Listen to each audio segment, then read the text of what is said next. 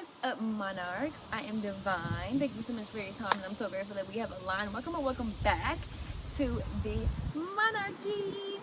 Okay, this is Tapped In Tuesday, so we're going to tap into something that I call parameters. Okay, so parameters are basically like, oh, what's up to all my new subscribers? Hello, y'all know I like to get right into it. So parameters are basically like the guidelines that God gives us individually, right?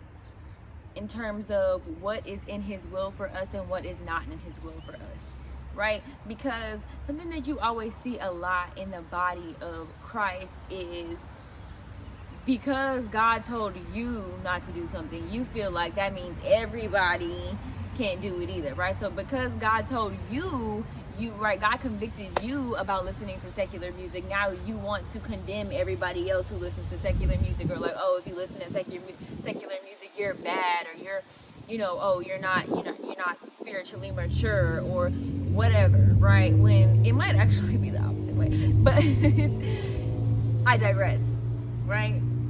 Your parameters are for you. It's not for everybody else, right? When God tells you, God gives you a specific instruction about something, that's not for you to go and then impose that same instruction amongst everybody else just because that's what God told you. If God told you to dress a certain way, it is not for you to then go and tell everybody else who's not dressing that way, right, that they are out of the will of God, or that they're doing something bad, or they're doing something contrary to their faith. That is not true. If God didn't convict them, if God didn't tell them that they're supposed to be dressing in that certain way, then they are not out of the will of God, right? Stop imposing or trying to project your parameters, what God has told you and spoken to you about what you need to do in your life, onto other people.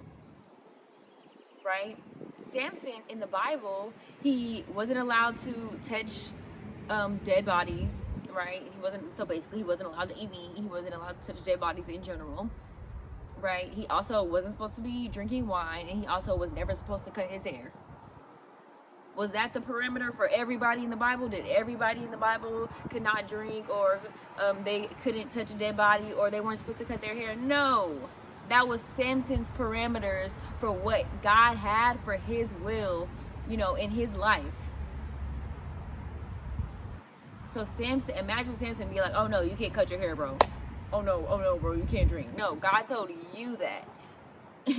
Right? God told you couldn't do that. God didn't say that to me.